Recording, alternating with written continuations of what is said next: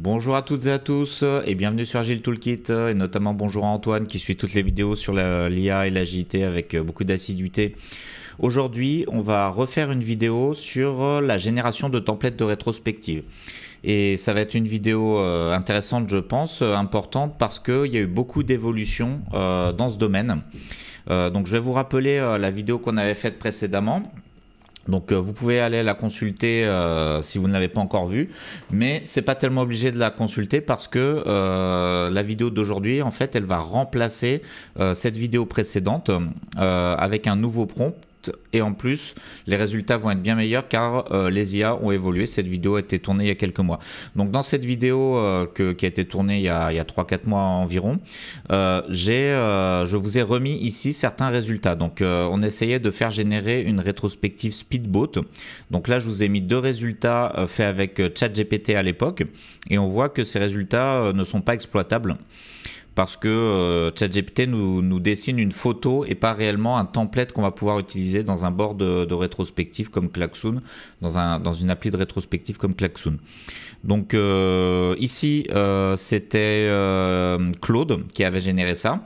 Et c'était un peu mieux parce que Claude est capable de faire du dessin vectoriel, en suivant une certaine logique. Et ça ressemblait un peu plus à quelque chose d'exploitable, mais c'était pas encore ça. Ça c'était le premier test qu'on avait fait pour dessiner une rétrospective. Donc je vous rappelle, vous avez la vidéo et la playlist si jamais vous voulez la voir avec un peu plus de détails. Ensuite, j'avais fait un post sur la chaîne, mais un post textuel, pas une vidéo, où je vous avais donné des tests que j'avais fait avec un prompt un peu plus avancé avec Claude, car Claude est capable de dessin vectoriel, donc j'avais creusé un petit peu plus. Et ici, c'est des templates de rétro qui commencent à ressembler à quelque chose d'exploitable. Et donc aujourd'hui on va tester ce prompt pour voir si on arrive à obtenir à nouveau ces résultats. Je n'avais pas fait de vidéo, de deuxième vidéo sur le sujet par manque de temps, mais on va le faire aujourd'hui. Donc ça c'est ce qu'est capable de générer Claude, donc pour moi c'est quelque chose d'exploitable. Et aussi il y a une nouveauté, c'est que ChatGPT a eu une évolution, ChatGPT 4o a une nouvelle version de la génération d'images. Donc je n'ai même pas regardé, je n'ai pas lu les articles, je ne sais pas vraiment ce qu'il y a dans cette nouvelle version d'un point de vue technique, je n'ai pas eu le temps. En tout cas, j'ai essayé cette nouvelle version pour faire générer un template de rétro et là les résultats sont bien meilleurs que les résultats précédents que vous avez ici. Donc on va obtenir des résultats exploitables, je pense. J'ai juste fait un test sur un template de rétro avec ChatGPT et là on va faire le test ensemble pour voir si je peux reproduire ce test et avoir un très bon résultat. Je vous rappelle quand même la notation parce que à chaque fois qu'on fait un test d'un use case avec une IA, je note le résultat de manière à voir l'évolution de l'IA, de manière à savoir quelle IA est la meilleure pour nos use cases d'agilité. Donc je rappelle à chaque fois l'échelle de notation. Donc l'échelle c'est entre 0 et 5. À chaque fois, pour juger de la qualité de la réponse de l'IA, je vais donner un exemple de ce que j'aurais fait moi, donc un exemple humain entre guillemets, qui servira de base de référence. On mettra 5 à l'IA lorsque l'image... Alors là, voilà, c'est pas exactement la même notation que pour les use cases textuels. On va mettre 5 dès l'instant qu'on a une image exploitable et générée du premier coup, sans retouche. On mettra 4 si on a une image exploitable mais avec des retouches mineures, par exemple supprimer une partie ou ajouter un peu de texte sur l'image et générer du premier coup. On mettra 3 si on a une image exploitable avec correction. Donc correction, ça va être pas des retouches avec un logiciel de retouche d'image, mais plutôt des corrections au niveau du prompt. On va demander à l'IA de corriger ce qu'elle a fait en lui donnant des précisions ou en lui demandant des modifications. Donc on va se limiter à 2 corrections maximum. Donc si on a une image exploitable après 2 corrections maximum, dans ce cas on mettra 3. 2, c'est image exploitable avec 2 corrections de prompt et retouches. Donc là, ça commence à devenir un peu lourd parce qu'il faut faire plusieurs demandes et ensuite retoucher l'image. Mais on obtient quand même quelque chose d'exploitable au bout du compte. C'est une image qui ressemble mais qui n'est pas exploitable, donc où on abandonne, où on estime qu'il y a trop de corrections ou trop de retouches à faire. 0, pas d'image ou image qui n'a aucun sens. Bien sûr, on s'autorisera les demi-points et cette échelle, c'est un peu subjectif parce que c'est assez difficile hein, d'évaluer l'IA dans cette situation. Donc n'hésitez pas à me dire dans les commentaires si vous êtes d'accord ou pas d'accord. Et maintenant, on va commencer tout de suite le test. Dessine-moi une rétrospective. Ici, je vous ai remis le slide de la dernière fois. Donc là, ce slide, c'est un slide du passé. Donc c'est pour ça qu'on le voit en noir et blanc. Enfin, en noir et blanc, j'ai mis un filtre sépia dessus. Donc on voit que ChatGPT avait obtenu 1, Claude avait obtenu 1,5 parce que niveau dessin vectoriel, ça a commencé à ressembler à quelque chose. Et je vous rappelle que c'était pas ces images-là, mais c'était cette image-là. Donc, mais ça reste quand même inexploitable, même avec des retouches. Donc voilà. Donc maintenant, on va tester le nouveau prompt. Donc je vous lis le nouveau prompt ici. Donc là, ce qui va changer, c'est qu'on va demander à l'IA d'écrire le prompt qui va servir à générer l'image. Donc on ne va pas demander directement à l'IA de générer une image, on va lui demander d'écrire le prompt pour générer une image de rétrospective et ensuite ce prompt, on va l'utiliser pour demander à l'IA de générer l'image qu'elle a promptée. Je ne sais pas si c'est clair, mais je vais vous lire le prompt et ça va être plus clair. Je voudrais animer une rétrospective agile de type Speedboat. La rétro sur un logiciel de tableau virtuel Klaxoon. Je dois concevoir un template qu'on va utiliser pour cette rétro. Peux-tu m'écrire un prompt qui décrit comment dessiner, alors là il y a une petite faute, comment dessiner un template de rétrospective Speedboat. Donc ça, c'est le premier prompt et ensuite on va avoir une autre partie optionnelle qu'on va éventuellement utiliser, alors on verra en fonction de nos tests. Pour préciser un peu les choses, mets les éléments classiques de la rétro Speedboat, bateau, île, rocher, ancre, soleil, vent. Ne mets pas de post-it, je veux juste le template vide, écris ce prompt s'il te plaît. Voilà, un petit s'il te plaît, ça fait pas de mal, il faut toujours être sympa avec l'IA. Donc on va commencer par Claude. Donc hop, et on va donner la première version sans l'option. Pour voir, donc là ça fait des semaines voire des mois que j'ai pas testé Claude sur ce genre d'activité. Donc là Claude, qu'est-ce qu'il va m'écrire? Il va écrire un prompt. Prompt pour créer un template de la rétrospective Speedboat. Ok. Ce prompt devrait vous permettre de créer un template visuel efficace pour votre rétrospective Speedboat. Vous pourrez l'adapter selon les besoins spécifiques. Ok. Donc là, on va même pas le lire, on va pas l'adapter. On va lui demander peux-tu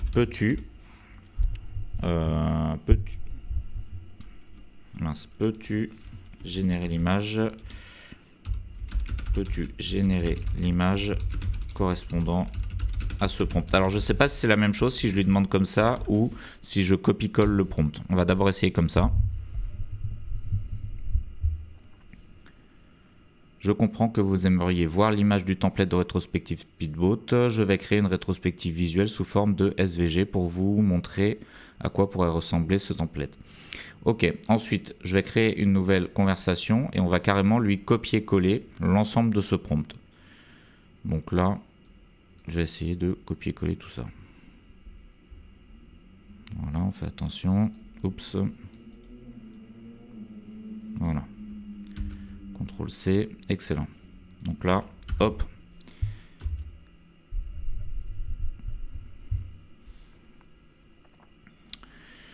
Ok, donc là, on a le résultat.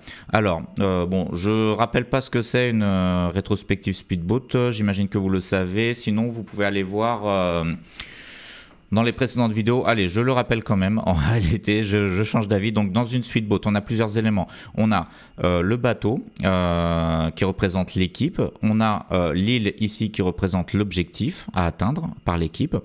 L'ancre qui est le frein qui empêche l'équipe d'avancer ou qui ralentit l'équipe. Les risques, c'est les événements négatifs qui risquent de se produire entre l'équipe et son objectif et qui peuvent qui peuvent remettre en question l'objectif.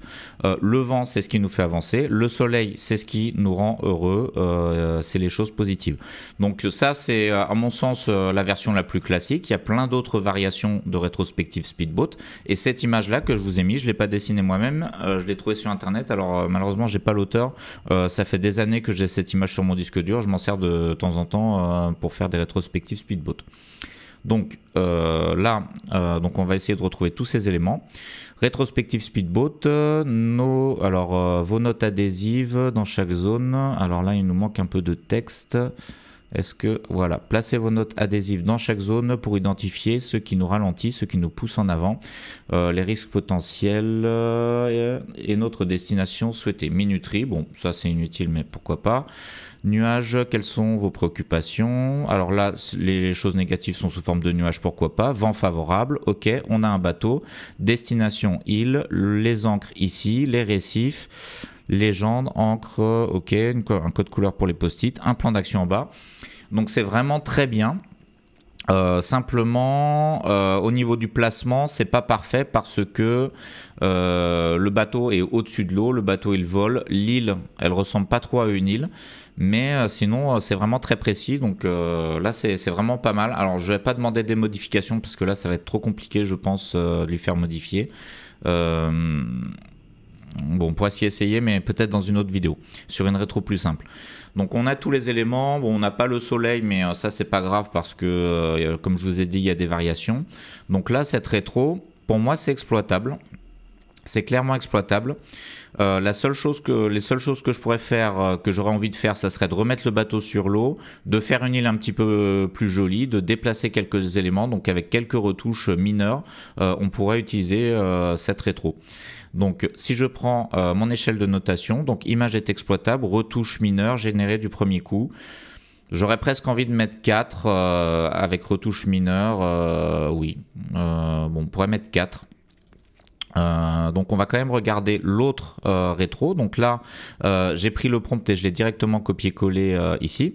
Donc je rappelle que c'est du dessin vectoriel SVG. Si on enregistre cette image, ça sera un SVG. Et après on peut l'exporter en PNG par exemple pour l'insérer dans un outil tel que Klaxoon. Donc ici on a aussi les petits problèmes de dépassement de texte. Placez vos notes adhésives dans les zones, dans chacune des zones pour identifier ce qui vous ralentit, ce qui vous pousse en avant, les risques potentiels et notre destination souhaitée. On a une île ici, on a toujours un bateau qui est au-dessus de l'eau, on a du vent, on a le code couleur, on a des ancres. Les rochers, ok, ils sont pas très bien positionnés. Donc là, c'est un petit peu moins bien. C'est très similaire, ceci dit. Alors ces zones-là, moi, dans une rétro, je les mets pas. Je préfère qu'on colle directement les post-it sur les rochers ou sur l'île. Et c'est un peu mieux fait ici. Voilà, bon, on peut lui demander, est-ce que tu peux enlever... Est-ce que tu peux enlever les zones rectangles sur chacun des éléments du décor et ne garder que la légende et le plan d'action? On va voir s'il fait mieux. Et ça sera la dernière question qu'on pose à Claude dans le cadre de ce test. Donc là, ça c'est un peu moins bien. Je mettrais peut-être pas 4 parce qu'il y a plus de retouches à faire. On pourrait mettre 3,5 ou 3,7 parce qu'on peut s'en sortir quand même avec pas mal de retouches. Bon, 3,5, on va dire 3,5. L'autre on aurait peut-être mis 4. Donc là on va voir avec la modification si c'est mieux. Ok, donc là c'est mieux. Allez, je vais quand même demander une retouche supplémentaire. Peux-tu mettre le bateau sur l'eau et pas au-dessus et le bateau plus à gauche. Bon, on va quand même déjà noter. Donc si je reprends mon système de notation, bon, c'est entre 3 et 4, je dirais. Et on va dire 3,5. Un bon 3,5, c'est pas mal. Après, le prompt initial que j'ai donné, on peut l'améliorer. On peut concevoir un meilleur prompt. Donc j'aime bien faire des prompts assez simples, surtout pour commencer, parce que ça permet aussi de le donner le même prompt à plusieurs IA. Donc là, on passe de 1,5 à 3,5. Donc c'est quand même beaucoup mieux. Et la seule chose qu'on lui a demandé fondamentalement, c'est de générer, on a demandé à l'IA de générer elle-même le prompt. Et là, on voit qu'elle a bien respecté les instructions supplémentaires. Le bateau est plus à gauche et il est posé sur l'eau. Donc c'est vraiment pas mal. Ça commence vraiment à devenir exploitable. Alors vous allez voir qu'avec ChatGPT, normalement, ça devrait être encore mieux. Mais avant de tester ChatGPT, on va tester avec Mistral, parce qu'on avait fait un tout petit test très rapide dans la vidéo sur Mistral. Si vous ne l'avez pas vu, vous pouvez aller la voir, où j'avais demandé de générer un template de rétro et j'avais trouvé ça assez intéressant. Donc là, est-ce que j'ai la génération d'images? Oui. Alors, pour Claude, j'ai la version gratuite. Pour Mistral, j'ai la version pro, parce que quand on a un abonnement téléphonique chez l'opérateur téléphonique Free Telecom, on peut avoir la version pro gratuite pendant 1 an. Donc là, on a vu que Mistral a généré très vite le prompt. Donc là, qu'est-ce que je vais faire? Je vais copier-coller. Je vais copier-coller le contenu du prompt. Je vais prendre tout ça. Voilà. CTRL-C. Peux-tu dessiner l'image correspondant à ce prompt? Et là, nouveau chat. Et là, on va carrément coller le prompt dans son intégralité, comme on a fait pour Claude.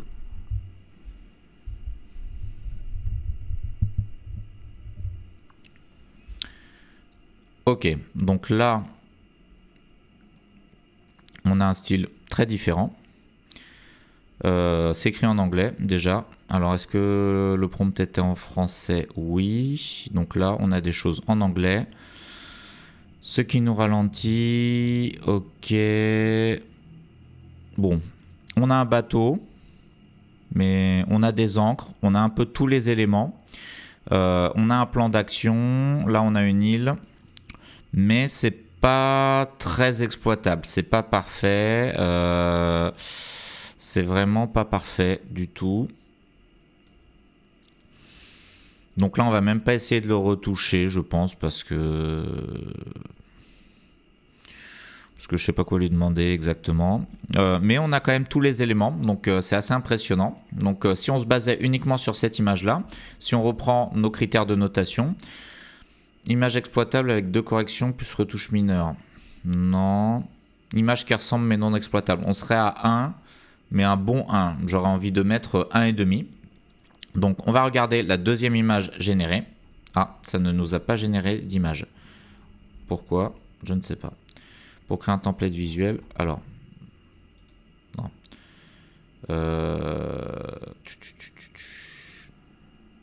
Ok, alors là, je vais faire différemment. Hop. Dessine-moi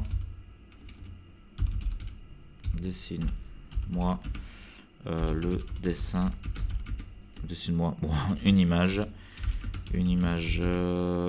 en respectant les instructions suivantes. On va voir si ça change quelque chose. Donc j'ai dit 1,5 pour la première. Donc là, ça va dessiner une image. Ok, donc là c'est en mode SVG, on dirait.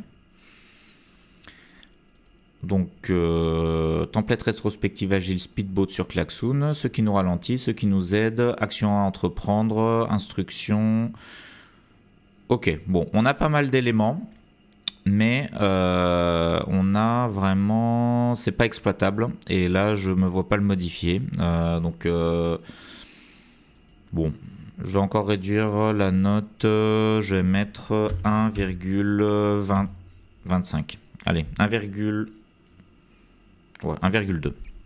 Alors, c'est pas Claude, c'est Mistral. Et c'est pas ChatGPT, là, c'était Claude. On garde ChatGPT le meilleur pour la fin. Qu'est-ce que je vais faire? Je vais donner aussi le prompt optionnel. Je vais faire ça. CTRL-C, on va donner une dernière chance à Mistral. Hop, optionnel, on va enlever le optionnel, bien sûr. Mais les éléments classiques de la rétrospective, bateau, île, rocher, encre, soleil, ne mets pas de post-it, je veux juste le template vide. Écris ce prompt, s'il te plaît. Donc là, c'est très très rapide d'écrire le prompt. Fais-moi une image en respectant ce prompt à la lettre.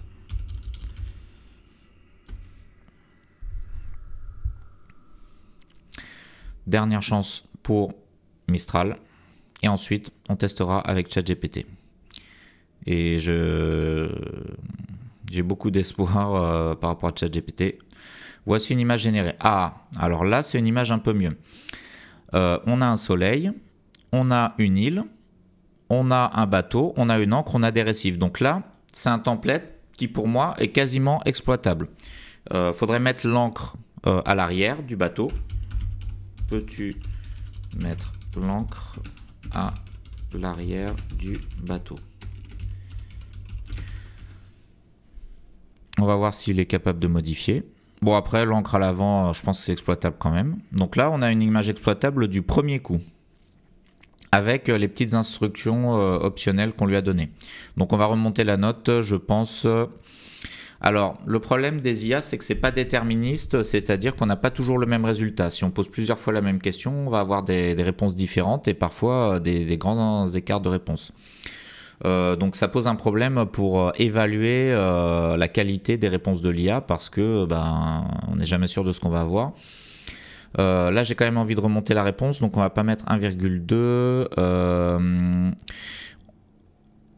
Image exploitable, de correction de prompt, plus retouche. Allez, on va peut-être monter jusqu'à 2,5. Jusqu'à 2,5 et je suis sûr qu'avec un peu d'habitude, c'est quand même moins bien que Claude. Hein. Mais avec un peu d'habitude, c'est moins bien en termes d'exploitabilité, mais c'est plus joli en termes d'esthétique. Ok, donc là il fait quelque chose de très différent. Bon, il fait quelque chose d'encore très différent. Nous avons l'encre. Ah ouais, je devrais faire ça en fait. Voilà. Nous avons l'encre qui est toujours devant, donc il n'a pas respecté. Ça, je sais pas ce que c'est. Ferme. Ok, bon, le texte est pas mal, mais non, il est pas terrible. Bon, on va mettre, bon, on va quand même pas mettre la moyenne. On va mettre 2,4. Alors maintenant, dernier test, on va tester avec ChatGPT qui a sorti une toute nouvelle version qui est vraiment très puissante. Donc je fais un premier test de prompt, comme ça.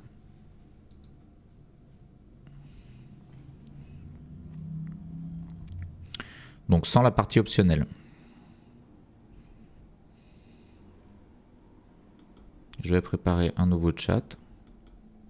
Ah, bon, je ne vais pas cliquer dessus, sinon ça va faire disparaître celui-ci. Donc là, c'est un petit peu plus long à rédiger. Mais ça reste quand même OK. Donc pour ChatGPT, je vous rappelle, j'ai la version payante ChatGPT 4o qui doit être à 20 ou 30 $ par mois. Donc là, c'est la seule IA que je paye parce qu'elle est vraiment très bien. Donc là, il nous demande, souhaites-tu que je t'aide à créer ce template directement ou que je te propose un exemple visuel? Alors oui, dessine ce template STP. Bon, je tape pas très vite et pas très bien parce qu'en fait j'ai le micro qui est juste au-dessus de mon clavier, je ne veux pas le bouger, il faudra que j'améliore ce positionnement de micro. Ça fait des semaines que je n'ai pas fait de vidéo. Il y a énormément de choses à tester sur l'IA. Vraiment, j'aimerais bien tester des choses toute la journée, faire des vidéos toute la journée. Malheureusement, j'ai pas le temps de tout tester. Et là, c'est vraiment cette nouvelle version de ChatGPT en mode génération d'images, cette nouvelle partie génération d'images de ChatGPT qui m'a donné envie de faire cette vidéo.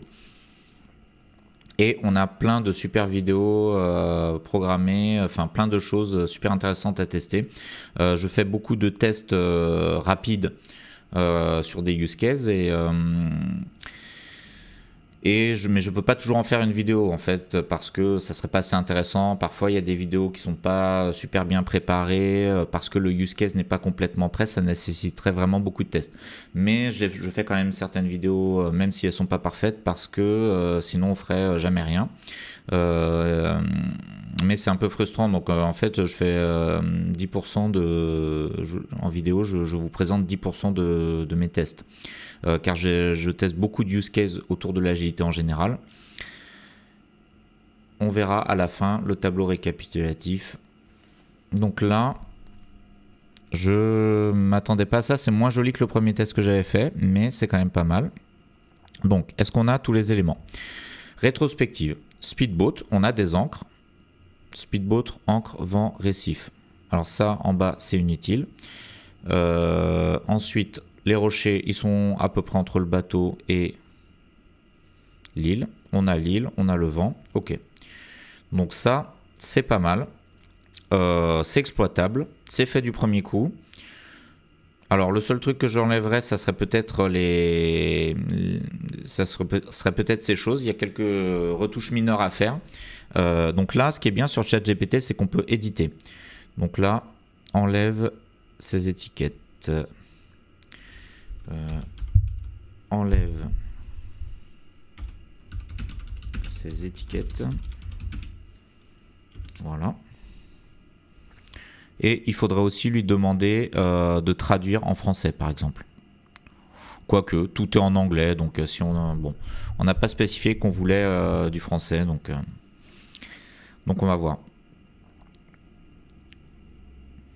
Donc l'IA de ChatGPT, elle est un peu plus longue, mais c'est parce qu'elle fait des dessins de meilleure qualité, certainement.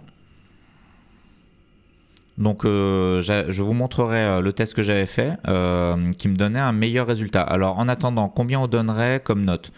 En supposant que l'IA va réussir à enlever les étiquettes du bas, on a quelque chose d'exploitable avec une modification de prompt ou alors une retouche d'image. Donc moi je mettrais, j'ai presque envie de mettre 4. Qu'est-ce qu'il nous avait fait? C'est un peu plus joli, c'est moins complet mais plus joli que Claude. Donc si je devais faire une réelle rétro avec une équipe, je pense que je préférerais prendre celle-là.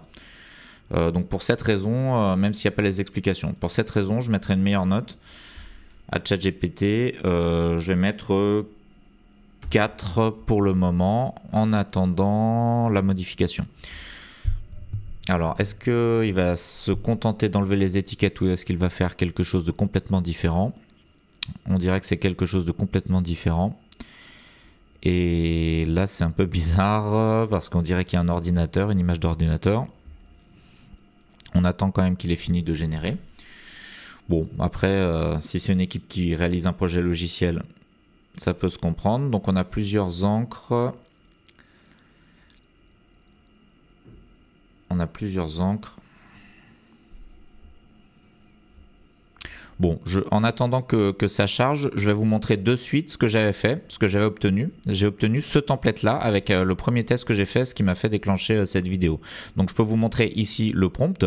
Est-ce que tu peux me dessiner un template de rétrospective agile de type Speedboat que je pourrais utiliser comme fond dans un outil tel que Klaxoon? Ne mets pas de post-it, je veux juste le template vide. Donc là, l'IA avait déjà donné ceci, donc qui est directement exploitable. Hein. Voilà, après, comme je vous ai dit, il y a plusieurs variations autour de ce template. On fera d'ailleurs des vidéos sur la chaîne uniquement sur la rétrospective, indépendamment de l'IA, où je présenterai quelques templates intéressants.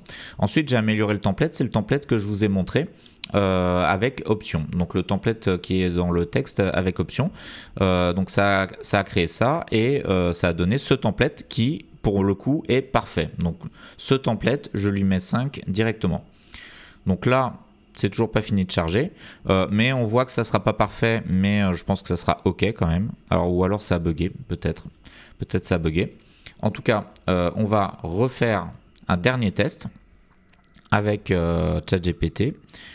Et là, je vais mettre le texte complet. Je vais enlever le petit optionnel. Écris ce prompt s'il te plaît. Donc là, c'est exactement le même template que celui-ci. Écris ce prompt s'il te plaît. Donc bon, vous pouvez mettre pause et le lire en entier pour voir. Et ce sera le dernier test que nous ferons. Oui, on lui demande d'abord d'écrire. Et là, ensuite, il m'avait demandé, tu veux que je génère une nouvelle version de l'image précédente? Oui, respecte bien le prompt. Donc je vais reprendre le même texte, respecte bien le prompt. Comme ça, tu peux copier ce prompt dans un outil d'illustration. Tu veux que je génère un visuel directement à partir de ce prompt? Oui, respecte bien le prompt. Donc on lui demande de bien respecter le prompt. Donc voilà. Donc s'il me fait une image d'aussi bonne qualité que ça, je pense qu'on ira vers le 4. On gardera le 4. Si l'image est inexploitable, alors là on sera un peu embêté. Je ne sais pas quelle note on pourra lui donner. Et bon, si on a une image OK sans plus, peut-être qu'on descendra la note, je ne sais pas. Alors, j'ai DeepSeek ici. Donc je crois que DeepSeek n'est toujours pas capable de dessiner. Hello, est-ce que tu peux me dessiner une image template de rétrospective agile de type Speedboat?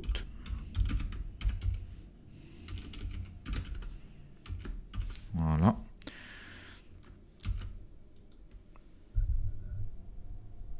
Donc on va voir. Donc ça c'est l'IA chinoise qu'on a aussi testé sur la chaîne. Bien sûr, voici une description textuelle. Oui, mais DeepSeek ne dessine pas, je pense. Et Gemini, on va lui poser exactement la même question. Là, on peut ajouter des images, mais je crois que Gemini n'est pas capable de dessiner non plus. Voilà, je ne suis pas encore en mesure de créer une image pour vous, cependant, je peux toujours rechercher des images en ligne. Bon, bah on va arrêter là le test. Donc là, on a tout un tas d'instructions. Ah, on a une petite image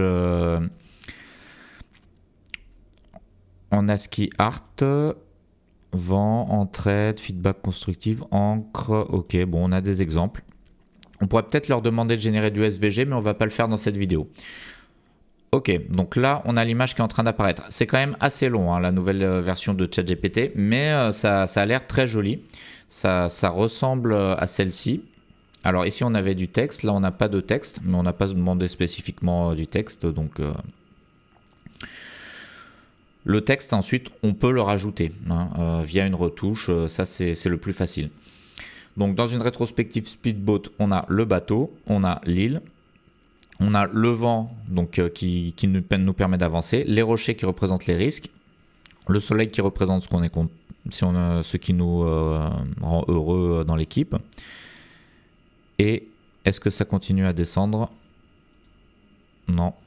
Si, ça continue à descendre, c'est juste lent. Non, ça ne descend plus. Ça ne descend plus. Pourquoi? Je ne sais pas. Je ne sais pas, il y a peut-être un bug. Donc là, on devine quand même qu'on a bien l'encre. Bon, c'est dommage. Donc là, du coup, c'est pas très exploitable. La vidéo risquerait de durer trop longtemps. Donc, on va enlever des points pour les images qui ne se génèrent pas jusqu'au bout.